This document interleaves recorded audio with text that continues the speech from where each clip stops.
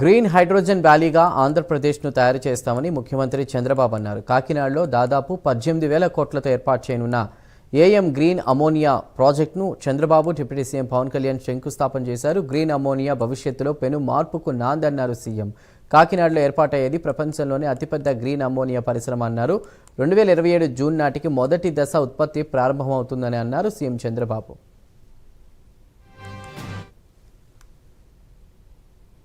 కట్టు కూడా చాలా ఉత్సాహంగా జరుగుతూనే ఉన్నాయి. అదే సమయంలో ఈ జిల్లాలో పక్కనే మీరు చూస్తే జగ్గన్న తోటలో ప్రబల తీర్థ ఉత్సవాలు మన ట్రెడిషన్ని ప్రతిబింబించే విధంగా, మన సాంప్రదాయాలన్నీ కూడా గుర్తు చేసుకునే విధంగా బ్రహ్మాండంగా ఈ ఉత్సవాలు జరిగాయి.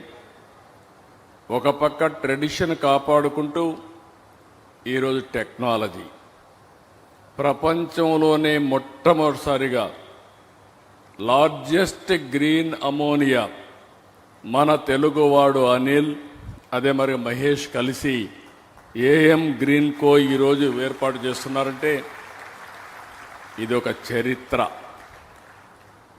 మామూలుగా మనకు ఒక అలవాటు ఉండేది, ఏదైనా ఒక ఇండస్ట్రీ పెట్టాలంటే ఒక రైస్ మిల్ పెడితే ఊర్లో వాళ్ళందరూ రైస్ మిల్లు పెట్టేవాళ్ళు.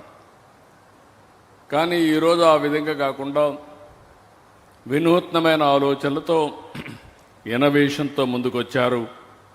దీనికి మనస్ఫూర్తిగా ఇద్దరిని ప్రమోటర్స్ని, వారికి సహకరిస్తున్న ప్రతి ఒక్కరిని మనస్ఫూర్తిగా అభినందిస్తున్నాం. 2025 జనవరి 6వ తేదీన గ్రీన్ అమోనియాకి గ్రీన్ సిగ్నల్ ఇచ్చాం. అయితే ఇప్పటికే దీన్ని ఒక స్థాయికి తీసుకొచ్చారు. ఈరోజు నాకు ఏమాత్రం అనుమానం లేదు, 2027 మిడ్కంతా అంటే మే జూన్కంతా కూడా మొదటి ప్రొడక్షన్ కాకినాడ నుంచి స్టార్ట్ అవుతుంది. 0.5 మిలియన్ టన్స్. ఇది ఒక చరిత్ర.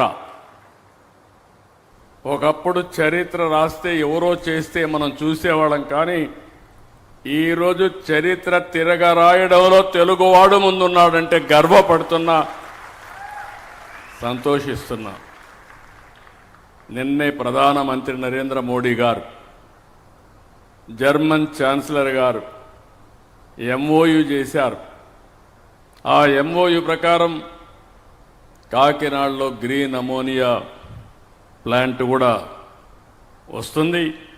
మనం ఇక్కడి నుంచి సప్లై చేస్తున్నాం.